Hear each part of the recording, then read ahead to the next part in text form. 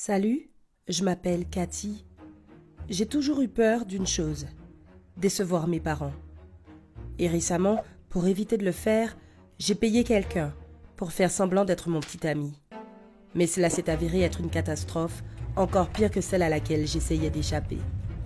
Je parie que tu peux parfaitement t'imaginer ce genre de famille, assez conservatrice, où le mari est avocat, marié à une femme au foyer parfaite, qui élève des enfants parfaits, qui étudie bien et qui disent toujours « oui madame » et « non madame ». Voilà, cela résume tout à fait ma famille. Mes parents ont toujours été stricts avec moi, à tel point que je ne me suis jamais maquillée à l'école, et que l'ourlet de ma jupe n'a jamais été au-dessus de mes genoux. Pas étonnant que je ne sois jamais sortie avec un mec. Cependant, une fois, Jackson, un de mes camarades de classe, m'a invité à un bal de l'école.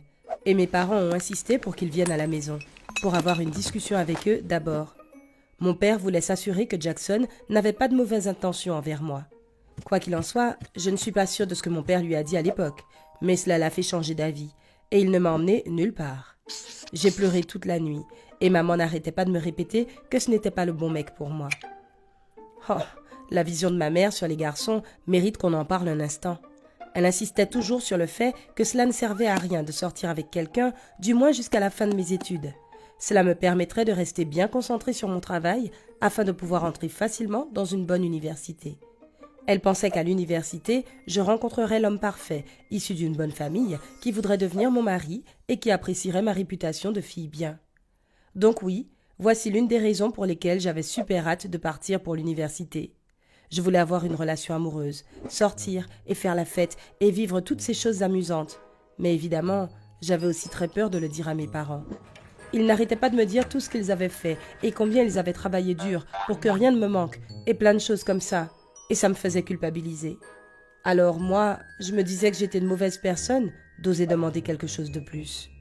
Quoi qu'il en soit, l'année dernière, j'ai validé mon diplôme d'études secondaires et j'ai reçu une lettre de Princeton. J'ai fait mes valises et je suis enfin partie à la fac. Essaie d'imaginer mon bonheur. Pendant ma première semaine là-bas, ma voisine de chambre, Claire, m'a emmenée à ma toute première fête, littéralement. J'avais beaucoup de chance car elle avait l'air d'être une fille super cool. Et dès que je lui ai raconté ma vie horrible auprès de mes parents, elle a été catastrophée et elle a commencé à m'aider à améliorer mes compétences sociales. Et cette fête s'est avérée incroyable. Il y avait un mec que j'ai repéré dès que je suis entrée. Il est venu et m'a dit qu'il s'appelait Austin. Et 15 minutes plus tard, j'avais déjà compris que c'était l'élu. Bien sûr, j'étais très heureuse et contente de moi. Et le lendemain matin, quand ma mère m'a appelée pour savoir comment j'allais, je n'ai pas pu m'empêcher de tout lui raconter. Car après cette fête, Austin m'avait demandé de devenir sa petite amie officielle. Tu dois comprendre qu'Austin était l'un de ces types qui ont tout ce dont on rêve. Il en était à sa 3e année d'études en droit et il venait d'une bonne famille, plutôt riche.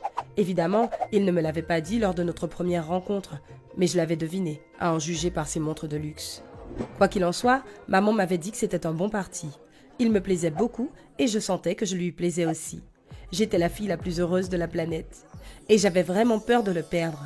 Alors quand à un moment donné, il m'a laissé entendre que notre relation devait, tu sais, passer à la prochaine étape, je me suis dit que ce ne serait pas grand-chose et... Bon, nous avons passé la nuit ensemble. Alors bien sûr, maman m'avait mise en garde contre ces gars de l'université qui voulaient coucher avec des filles et pouvaient être assez insistants. Mais Austin était un gars vraiment bien et nous avions beaucoup parlé des valeurs familiales et des enfants et tout ça. Au point où j'étais complètement sûre qu'un jour, nous allions nous marier et qu'il serait mon premier et unique homme. Nous sortions ensemble depuis environ 4 mois, lorsque nous nous sommes disputés pour la première fois. Il était agacé par le fait que ma mère se mêlait de tout, pour ainsi dire. Laisse-moi t'expliquer. Comme mes parents étaient au courant de notre relation et qu'Austin était tellement charmant que j'étais tombée amoureuse de lui, ma mère s'était vraiment efforcée de connaître chaque détail de notre relation, pour m'éviter que quelque chose ne tourne mal. Alors, elle m'avait donné plein de conseils, et nous avions discuté de beaucoup de choses ensemble, même des trucs de mariage. Oui, je sais, c'était un peu tôt pour parler de ça, mais comme nous avions une relation d'adultes, ma mère et moi avions pensé que ce n'était pas grave du tout d'en discuter à l'avance.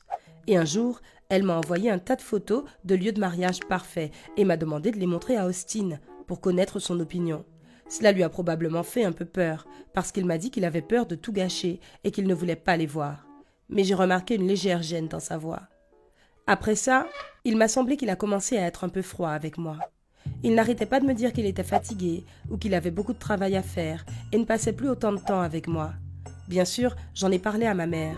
Et puis un jour, Austin m'a appelé pour me dire qu'il voulait rompre. Il s'est avéré que ma mère, qui m'avait demandé son numéro de portable il y a longtemps, juste au cas où, l'avait appelé et avait commencé à lui poser des questions sur notre histoire.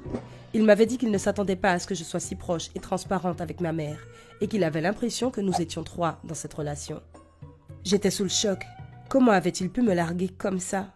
Bien sûr, cette situation m'avait rendue folle et je pleurais tout le temps. Non seulement j'étais toujours amoureuse de lui, mais je ne voyais pas comment j'allais raconter ça à mes parents. J'imagine que ma mère allait se dire que j'étais la plus grande honte de la famille et que mon père allait tout simplement cesser de me parler puisque j'avais enfreint l'une de leurs règles les plus strictes. J'ai donc décidé de continuer à leur mentir en leur disant qu'Austin et moi étions toujours ensemble. Je leur ai aussi dit qu'ils devaient beaucoup étudier et que c'était pour cela qu'ils ne décrochaient plus le téléphone quand ma mère l'appelait. Oui, elle avait continué à le faire.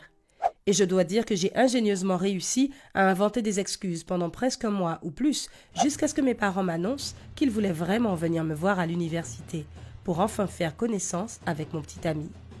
Dès que j'ai appris cette nouvelle, j'ai commencé à paniquer. Au début, j'avais décidé de demander à Austin de m'aider à y faire face. Je me disais qu'il pouvait peut-être encore prétendre être mon petit ami, et qu'après, j'inventerais une bonne raison pour justifier notre rupture. Mais malheureusement, il a refusé. Il était déjà avec quelqu'un d'autre et maintenant, il avait peur des engagements. C'est dommage qu'il n'ait pas eu peur de s'engager avec moi plus tôt. J'étais totalement désespérée lorsque ma formidable colocataire Claire est venue une fois de plus à mon secours. Elle m'a dit qu'elle connaissait un type qui ressemblait beaucoup à Austin et que je pouvais lui demander de faire semblant d'être mon petit ami devant mes parents. Il n'y avait qu'un seul problème, il n'étudiait pas dans ce collège. En fait, il n'étudiait pas tout court.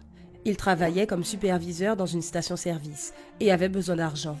Ma mère avait vu Austin à quelques reprises lorsqu'elle m'avait appelé sur FaceTime. Mais il était soit à côté de moi, soit il portait des lunettes de soleil. Donc, il était tout à fait possible qu'elle ne le reconnaisse pas quand j'allais lui présenter une autre personne. Et le plan de Claire avait tout pour bien fonctionner. De toute façon, je n'avais pas d'autre choix que de me payer un petit ami. Je ne vais pas te déranger en te racontant à quel point j'étais gênée d'expliquer mes raisons à ce mec, qui s'appelait Jack. Oh, et il ressemblait vraiment à Austin, sauf que Jack était un peu plus grand et apparemment un peu louche. Bref, il a pris l'argent à l'avance et a promis de porter quelque chose de joli pour la rencontre avec mes parents.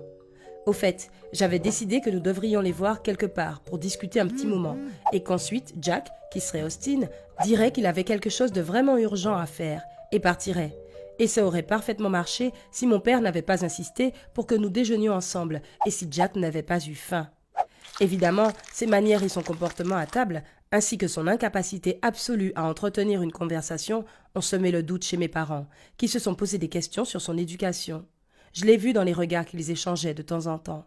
Je dois dire que moi, au contraire, je trouvais ses blagues drôles et je me sentais plutôt à l'aise avec lui. Quand j'ai fini de manger et que Jack m'a laissé seule avec mes parents, ma mère m'a immédiatement dit tout le mal qu'elle pensait de mon petit ami et s'est désolée de mon incapacité absolue à choisir moi-même un bon partenaire de vie.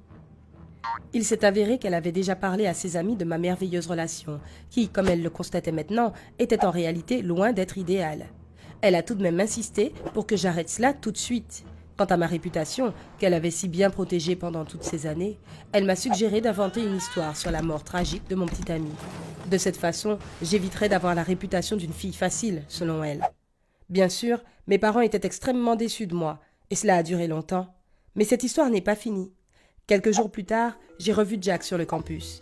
Il s'est avéré qu'il était revenu spécifiquement pour me rendre mon argent. Selon lui, le déjeuner gratuit qu'il avait eu était plus que suffisant. De plus, sa conscience ne lui permettait pas de prendre l'argent d'une fille qui lui plaisait tellement. À ce moment-là, j'ai senti que je rougissais de la tête aux pieds. Plus tard, j'ai accepté son invitation pour avoir un vrai rendez-vous avec lui. Donc, depuis 1 mois maintenant, je suis à nouveau forcée de mentir à mes parents sur ma relation. Parce que j'aime vraiment bien Jack, et je pense que cette fois-ci, j'ai peut-être trouvé mon véritable prince charmant. Qu'est-ce que tu en penses? J'apprécierais vraiment d'avoir tes commentaires et un j'aime sur cette vidéo. Ciao!